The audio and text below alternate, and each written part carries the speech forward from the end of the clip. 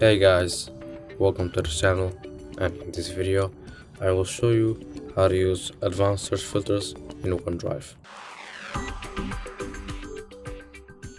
So first, what you want to do, you want to go to the search bar, and then you can enter anything that you want. So in my case it's gonna be test,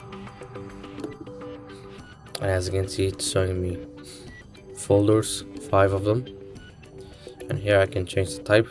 It could be a photo, it could be a document, it could be a music, it could be a folder, but in my case it's all folders.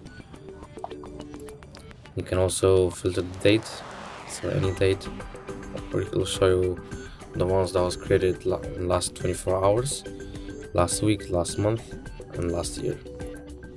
And basically that is it. That is it for this video. Make sure to like, comment, and subscribe.